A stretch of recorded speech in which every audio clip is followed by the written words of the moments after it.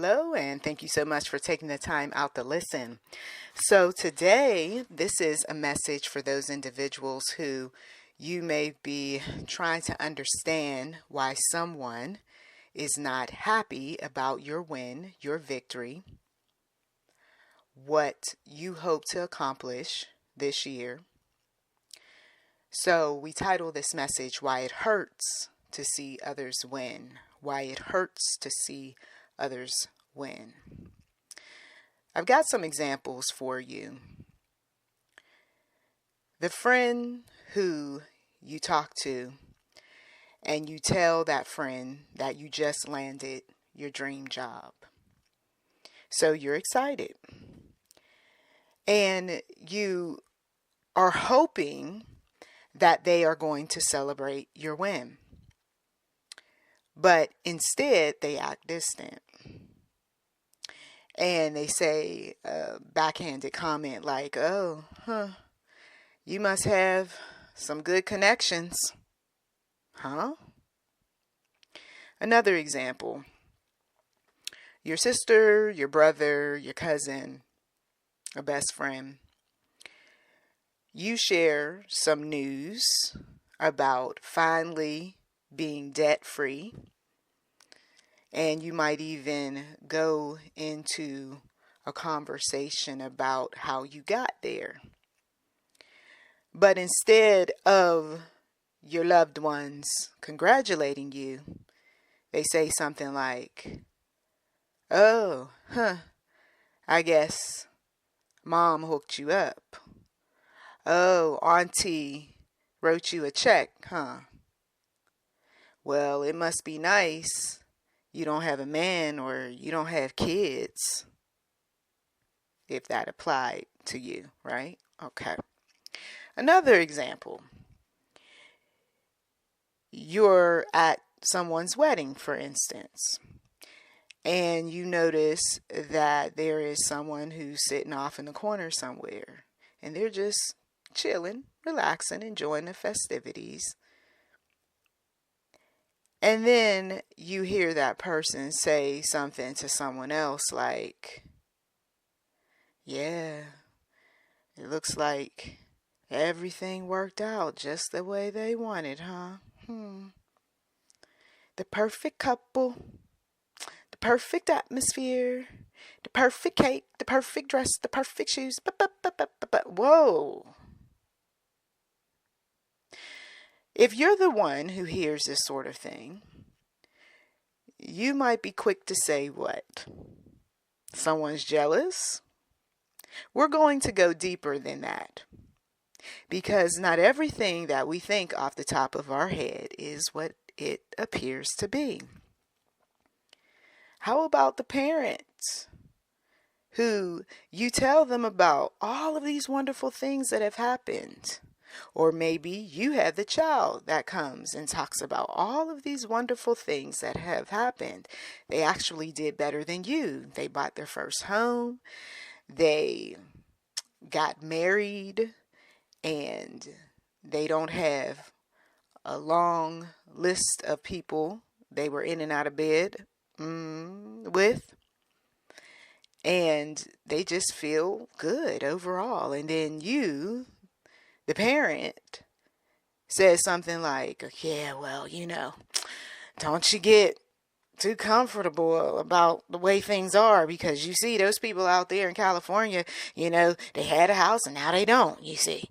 I mean, the economy, it's rough, it's challenging, when you got this and you got that, you started off with this marriage, I think you guys are moving so fast, whoa. Then they start talking about, yeah, back in my day, there was a lot of things that were cheap. I didn't ask for all of that. I just wanted you to be happy for me. You see. You might have a coworker, and you may be the one who gets the promotion, or you might end up with something that coworker really wanted. And so they say some flippant remark about, wow, how did you manage to get that? Oh, you were the favorite. wow, is this what we're doing? And some will even go so far, and this personally happened to me, they'll go so far as to nitpick and find every fault since you won that award. One while there, I was so just been out of shape about some things, and I was like, I almost feel like I should have never received this award. Well, that's what the enemy wanted, right? The enemy wanted you to feel that way.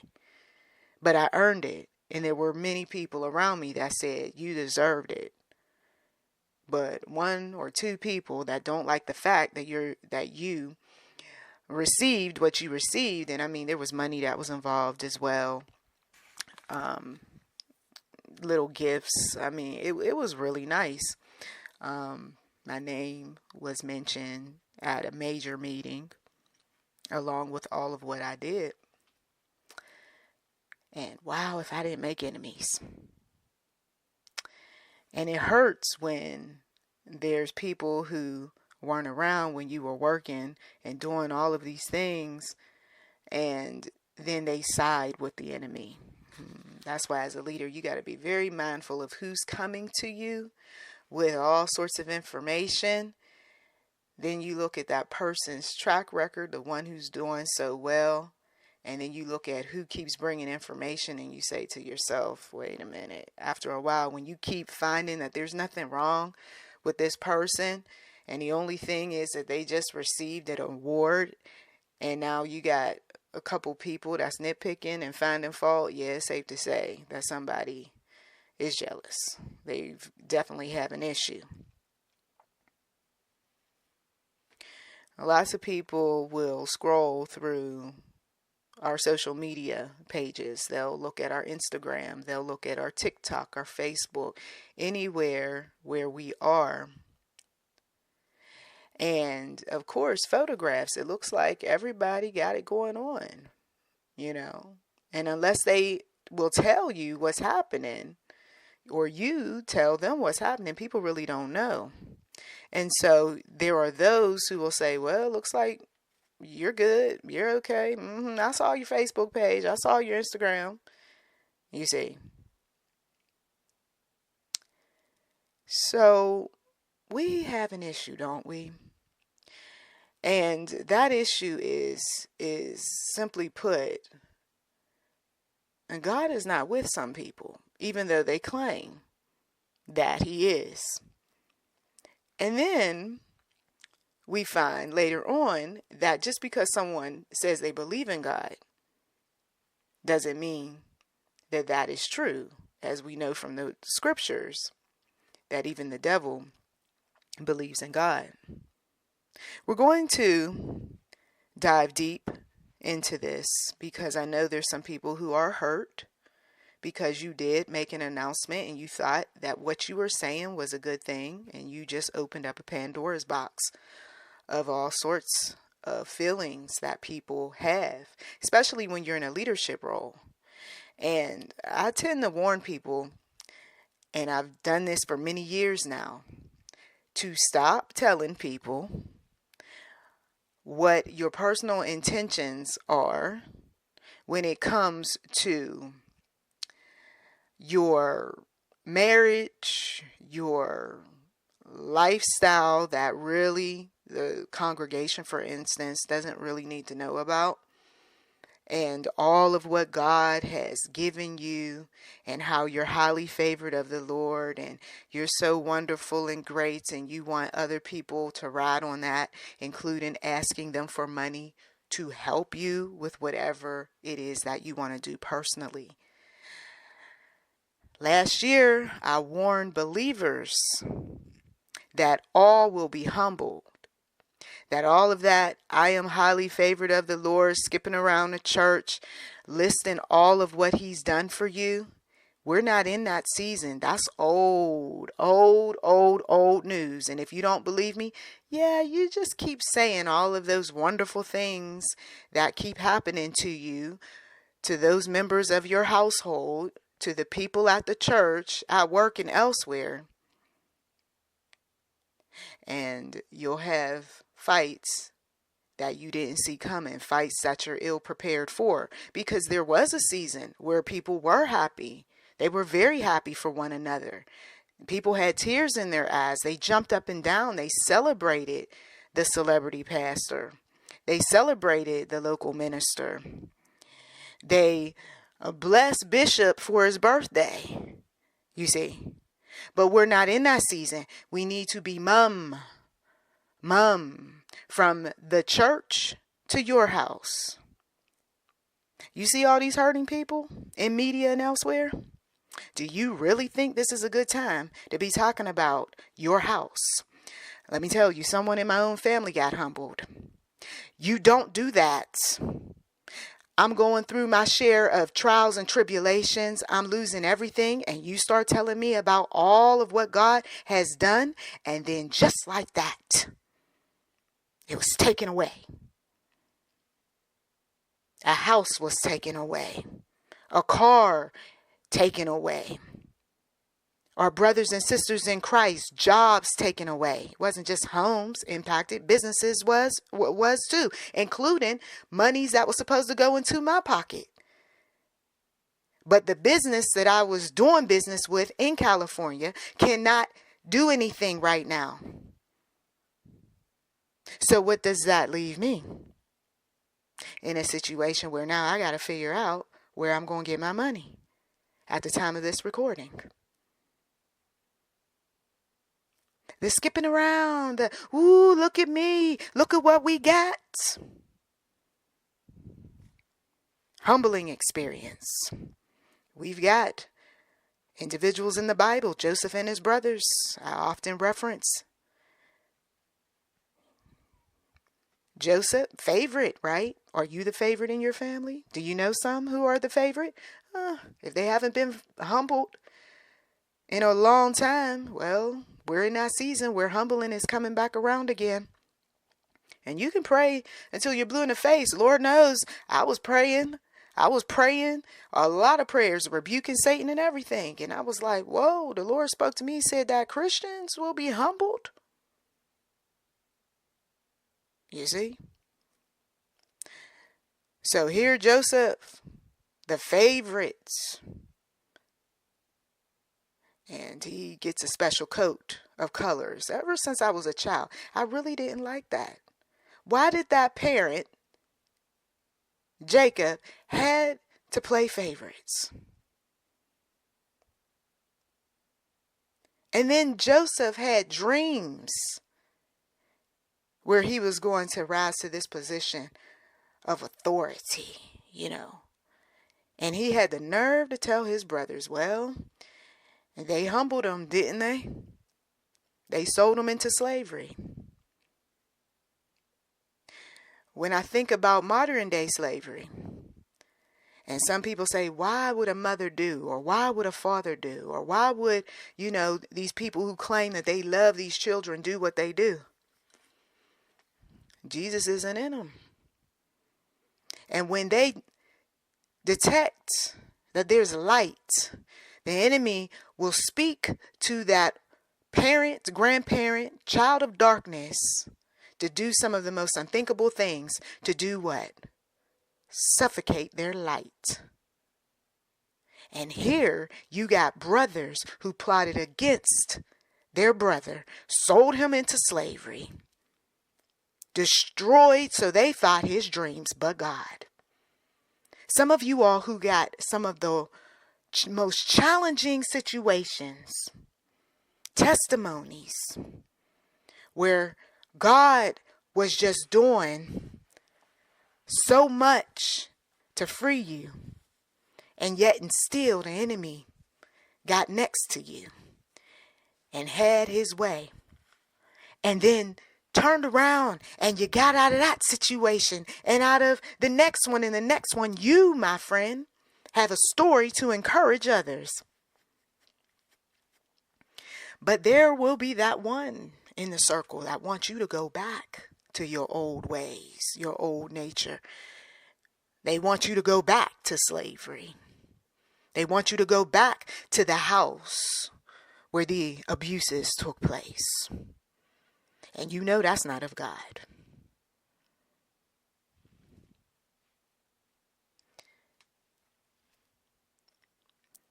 all sorts of behaviors that other people have concerning what's going on with you, the victorious one, can lead to destruction.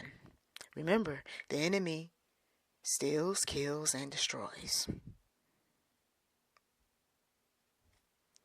But if God says that you will be, whatever that might be, know that He also knows about all of the challenges, the destruction, the attitudes, the mean-spiritedness, the envy that comes along with the plan and purpose that He has for you. Proverbs 14:30 says, a heart at peace gives life to the body, but envy rots the bones. This is taken out of the NIV Bible. James 3:16 says, for where you have envy and selfish ambition, there you find disorder and every evil practice. If someone was asking, why is it that some of these churches are going through? Well, you see, you could put something out there as a leader, or maybe you're not a leader. You were just reading off announcements, and the next thing you know, envy has been stirred up. You might have a competition of sorts that's going on, and now selfish ambition has been stirred up. And when these two are working hand in hand in any establishment, not just a church, there's going to be division and chaos. It's just best to leave that conversation alone, the one that speaks to all of this wonderful stuff that is happening to you personally. Oh, dear minister, pastor, deacon, bishop, let's quiet that down a bit, shall we? But you don't have to listen to me, right? I mean, who am I, right? A mere mortal, ashes to ashes, dust to dust. But there is a God that has a way of using the most unlikeliest people to give an interesting message such as this. Let's continue to listen. Like, subscribe, comment, and share.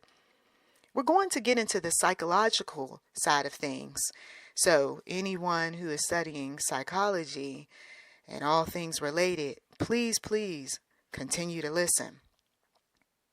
What else do we know about this destruction? Well, in Ecclesiastes 4:4, it says, and I saw that all toil and all achievement spring from one person's envy of another. King Solomon says, this too is meaningless, a chasing after the wind. I wrote the book, Say Goodbye to Dad. Can I tell you that there are those parents, once again, that wage all sorts of wars, not realizing that what they're saying and what they're doing is going to cause the house to turn upside down. Watch how you speak concerning your children, especially in front of your other children, whether they're adults or young children.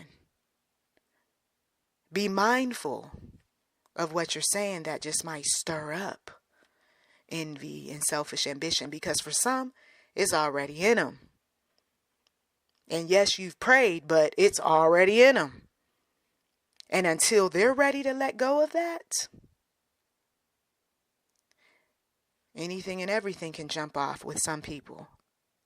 This particular channel, every now and again, I get into the worst, like people being 6 feet deep in their graves or losing their freedom behind what you might think, it's nothing. I mean, I meant nothing by that. God is warning some people. Romans 12:15, the believer knows this, but the unbeliever, we can't expect things like this from them when they don't know God. Rejoice with those who rejoice, mourn with those who mourn. The church is a hospital. Sure, you can tell people how the Christian is supposed to behave. But if I am off the streets and I'm filled with all sorts of difficulties, challenges, trials, and tribulations, I don't know what that is right now in terms of rejoicing with those who rejoice. I'm mourning. And the problem is that we got individuals that you see that someone's mourning and then you choose to rejoice.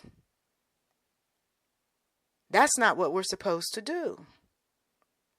Bible says, rejoice with those who rejoice, right? So there's part of the congregation who there is this rejoice that takes place because something good is happening to the minister, the pastor, the deacon, the bishop, and you see.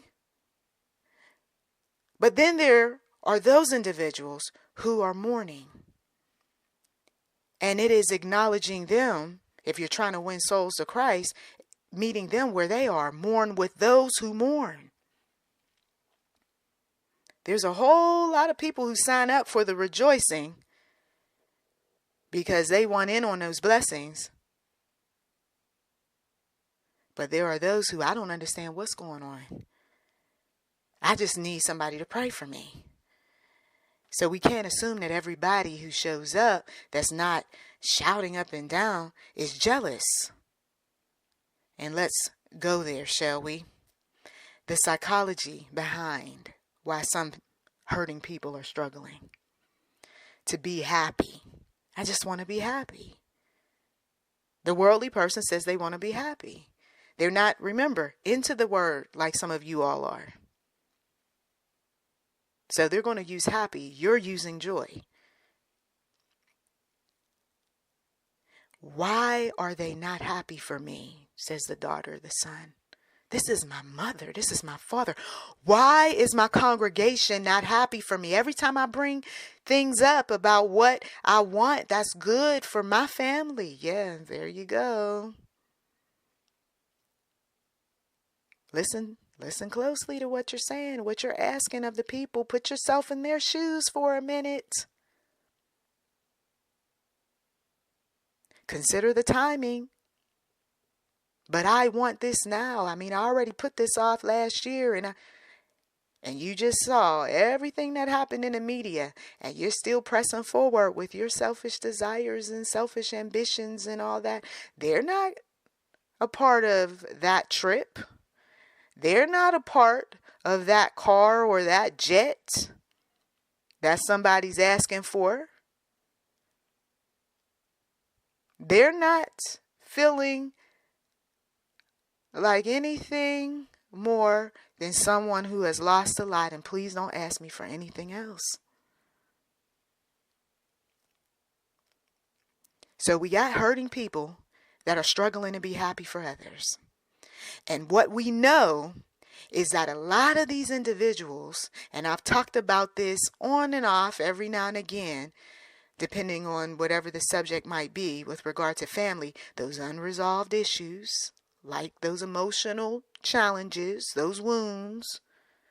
They've got unmet needs. Somebody saying, what about my needs? Right? And we got some folks that got some real deep-seated insecurities.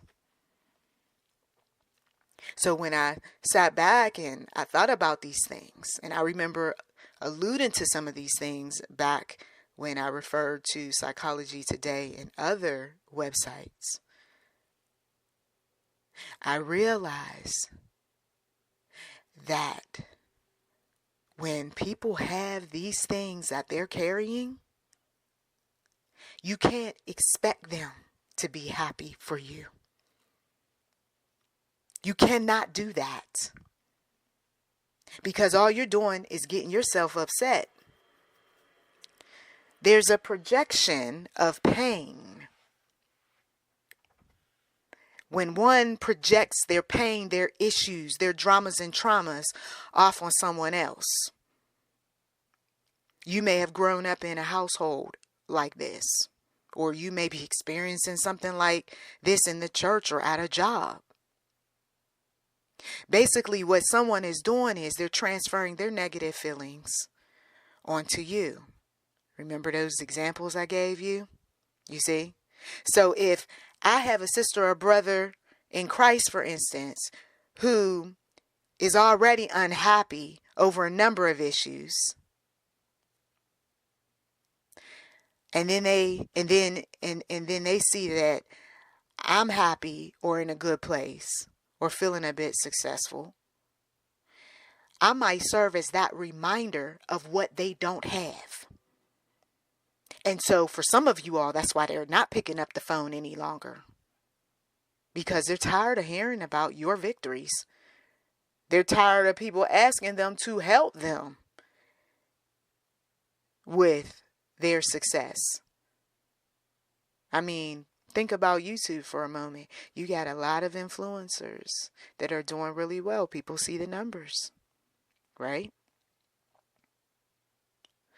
And so what happens over time is you got people who will then feel like they can help themselves to what others got because they lack. You see? Oh, Lord Jesus. I've got a scripture for you. This one might just hit home a bit. Proverbs 14:10. The heart knows its own bitterness, and no stranger shares its joy. Some people are isolating themselves because they're in pain.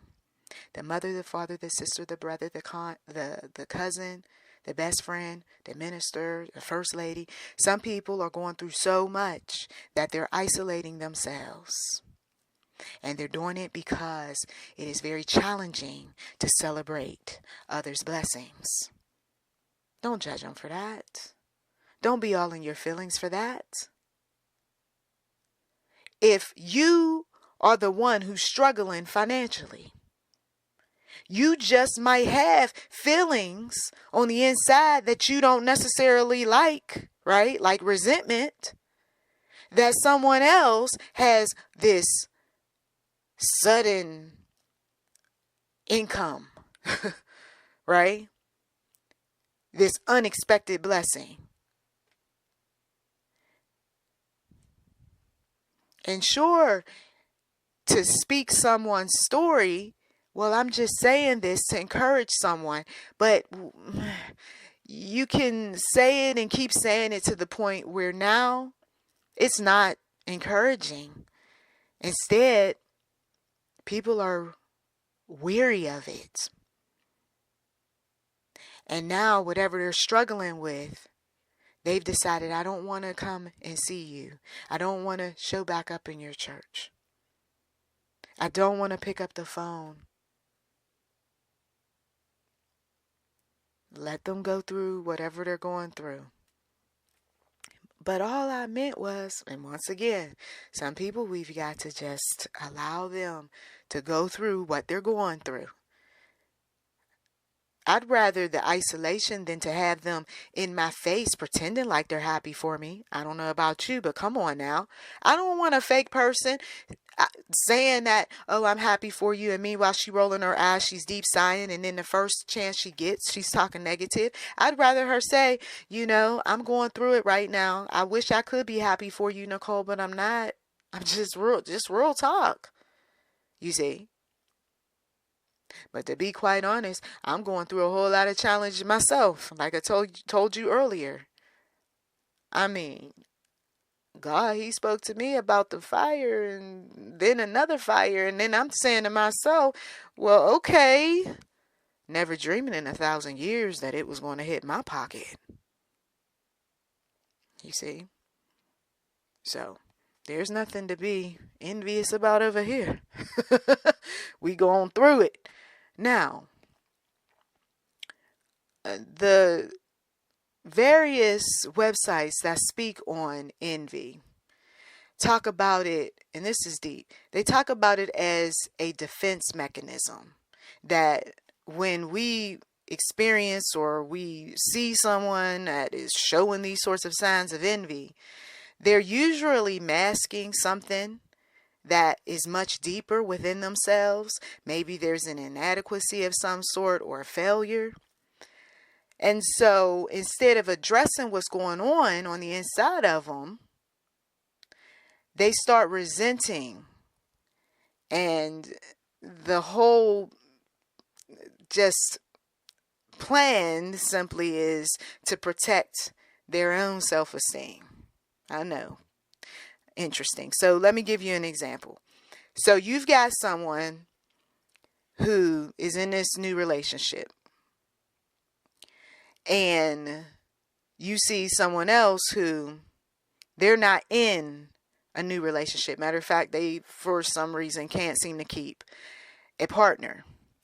So that one is jealous of the couple that have been together and look like they're going to continue to be together for a long, long time. You see? And so let's say that this person gets invited to an engagement event and then a wedding, and they're fighting with those feelings on the inside. You know, being dismissive, being jealous, and all of that. And so they start thinking about how lonely they feel. I remember going through something like this. I wasn't invited to the person's wedding or anything. The people around me at the time, they were just in and out of the bed. You know, it just wasn't that serious. But then there was a time where I did not have anyone in my life. And I was getting a little bit tired of seeing people holding hands and giving each other hugs and all this other stuff. And so I will be honest, out of desperation, I was like, there gotta be somebody. I mean, I just want to be with someone, you see. And then I ended up making choices that later on, yeah, I did regret. All I had to do was just keep waiting on the Lord, you see. And it doesn't matter your age. You could be 20, 30, 40, 50, 60, 70 plus. But we tend to make some things happen to quell what's going on the inside, even when it's not meant for us. Some other things that we learn over the course of our years is that some people, they just have this mindset that comes from back in the day, some past experiences where they lack some things, they experience their share of rejection and what have you, and so they're not going to be happy for other people because they're still trying to process everything else that happened to them. The Bible says you desire but do not have, so you kill. You covet but you cannot get what you want, so you quarrel and fight, in James 4:2. Low self-esteem, low self-worth, all of these issues that people deal with, whether they're going to counseling or not, whether they're praying or not, it shows up. Sooner or later, what is in darkness comes out in the light. And so I thought my sister, I thought my brother, I thought my cousin, I thought my aunt, my uncle, I thought these people were going to be okay, with what was happening to me, the good, lots of good. And then you hear through the grapevine that they were formulating their opinions and being judgmental and everything else. And I was warned a long time ago by those who are no longer above ground that we got a lot of jealous people in the family. I said, oh, okay. And that's why I don't fool with them. Sometimes when you grow up in a strict household, like what I grew up in, you start realizing as you get older that you struggle at times to feel happy for other people because you're saying, well, surely you had to go through something, right? To get there. Like pain, criticism, right? And then when you find out that they didn't have to go through all of what you went through, then it's like, what? That was easy breezy. And the Lord said to me one time, he said, and I want to do the same for you. I'm like, that would be awesome. Like, I don't want to have to be the one that keeps going through the strict, type of training and the strict type of teachers, and they're very, can I get a break sometime? You see? And so you can be exhausted from all of this, have all sorts of feelings because other people are giving you negativity, right? But check this out. While you're going through that, they got their share of issues. And their issues are spilling out onto you. This is why we got to guard our heart, guard our energy. They've shown you who they are. They're telling you in so many different ways. At some point, I can't keep encouraging my sister who she's just all in her feelings about whatever that might be. I can't keep encouraging my brother or my husband, you see. Or some of you all have a wife who's jealous of you. Sometimes there, once again, isn't the jealousy. Now stay with me. There's this stress that's coming from somewhere else. Maybe within or maybe outside of the family. There may be grief. There may be depression.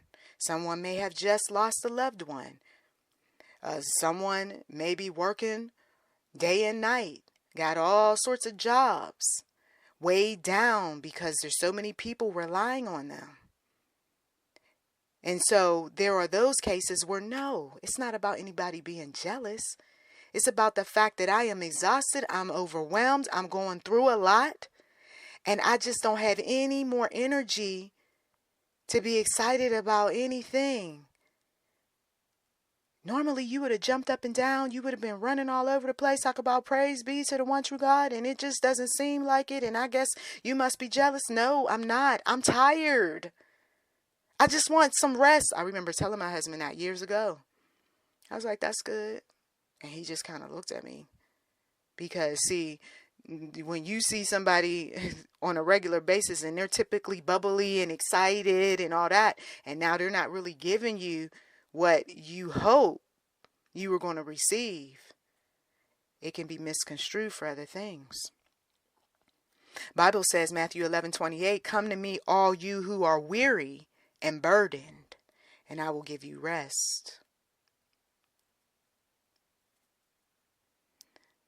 So we got to remember to make some time and some space to be excited for someone else, to be happy for someone else, and not be so inundated with so many things that when a loved one or a friend or the minister at the church or, anyone, the person at work, that they will feel uplifted by our encouraging words. The narcissist. I've talked about the narcissist quite a bit, but those who have those narcissistic traits, yeah, if it's not about them, they're not happy for you. Okay? That's an easy one. Right? It's a defense mechanism as well. Narcissism, classic. Conceited, it's all about me. Got their share of insecurities. They were always used to being number one, always up in someone's face, always getting the most views, always and getting A pluses and more pluses. Or just having people pity them. Always getting something from someone, and now here you come with your issue, with your need. And they're upset because you're taking up too much time and attention from someone who they're hoping are going to bless them again and again and again. And it's like, narcissists, move out the way. Excuse me, but there are other people other than you in this world. Okay? All right. Thank you. And then, of course, you get some people who, I remember the 30s, for whatever reason, everybody started talking about relationships and families and all this other stuff. I personally was married and had kids in my 30s. And yeah, there were those that were in a crew that felt like they were left behind because it wasn't popping for them. And so we didn't hear from people for a long time. And of course, it's safe to say that some people were fighting those feelings of jealousy and resentment. I mean, my mother even noticed some things about some of the people I was associating with and said, I'm telling you right now, that one right there, that's a jealous one. And that one right there, that one, she going through so much, she's not going to be happy for you, you see. And so she was pointing some things out to me a long time ago. And I'm saying to myself, like, but that's my friend, that's my friend. And then if she wasn't right, you see, some people who have been on this planet long enough and they've experienced so much dealing with so many different types of personalities, they can tell you, even by the way that people walk, the way they stare, the way they move their hands, the type of clothes they even pick when they show up to your event, they can tell you, yeah, that one right there got issues. You might not want to be talking too much about all the good that's happening to you. You hear me? You see? And so, in order to get out of that headspace of feeling the jealousy concerning a friend or a family member or, someone at the church or elsewhere, there needs to be some time set aside to reflect on those feelings that you have. These are things that I've done, and yes, they do work. Okay? Why am I upset? Why am I tripping right now?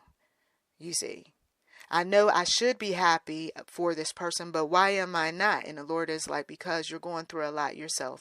And this is a conversation that you don't need to continue to entertain. It is obvious that this person is very happy about all these wonderful and great things, but you don't need to stay on the phone, right? You're not in a good place. Tell them that. And I did. I told that person, I'm not in a good place. We lost everything. I had to end up selling a lot of stuff. We had to, and this wasn't anything to do with fires in my situation. Some of you all already know from one of my live streams. It was an unexpected family medical crisis. But now we got people in a circle who they've lost everything, And so they're not going to be in the mood to be listening to the fact that you still got your house, you still got your car, you still got, all these wonderful things happening to you, and you plan on traveling and going here and there. Come on now, put yourself in their shoes. And if anything, pray. And if you can spare some money, some time, you see, you do that. But in our quiet time, we should be thanking God. When everything else is happening all around us, we thank God for what we still have, right? We don't compare ourselves to anyone because today we got it and tomorrow we don't. You see what I'm saying? But for now, God, thank you. Come on now, somebody. Thank you for what I do have. It may not be, right, what other people got. Matter of fact, God says, put your eyes on him. Put your eyes on what you have and leave your eyes there and what you have not. And then put those burdens in God's hands and let him release you from the stress, from the dramas, from the issues, and all of that. And yes, you might have to stop talking to some people for a while. You might have to be very careful about your conversation going forward because you see what it's doing to them. Or maybe you can't see, but they have a way of eventually letting you know in so many different ways. And then if this is really tough for some people, right? Every time something good happens to someone, I just can't seem to put a smile on my face. I don't know what it is.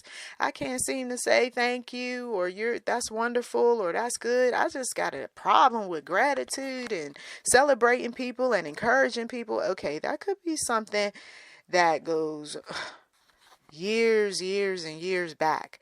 This is where the professional help can come into play so that you can get past these unresolved issues, the pains, the insecurities, and all this other stuff that we talked about. But we're going to rejoice. Hallelujah. We are going to rejoice with those individuals who are rejoicing. And then when we see that people are going through and we hear it in their voice, we're going to mourn with those who mourn in Romans 12:15.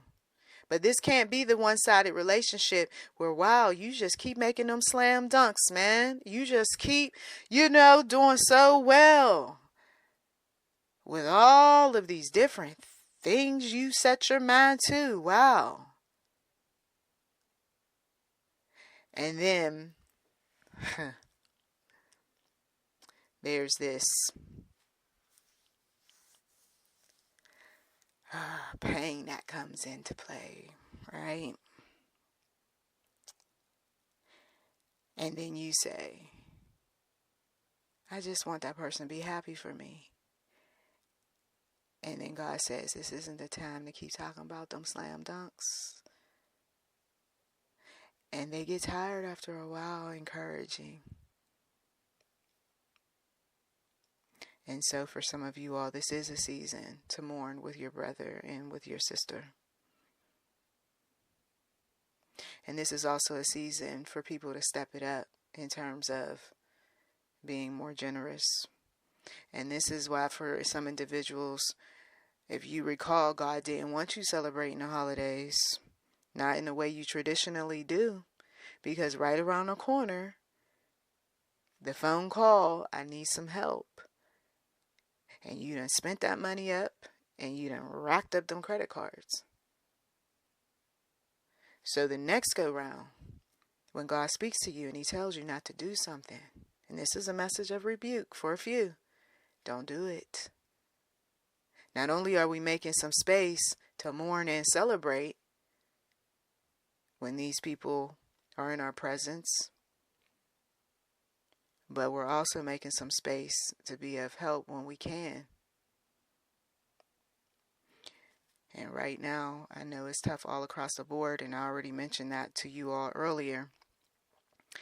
So, I hope that this gives you some perspective in terms of what's happening here with these hurting people and why they're not celebrating and they're not supporting many of you all who are in a great place, who are happy, who are not experiencing what other cities, states, boroughs, and towns are experiencing. But let's be humble, okay? Let's be humble. Thank you as always for taking time out to listen. You've been listening to YouTube, NM Enterprise 7. Feel free to like, subscribe, comment, and thank you. If you feel so moved to give, we're thanking you in advance. There are links in the description box. Blessings to you.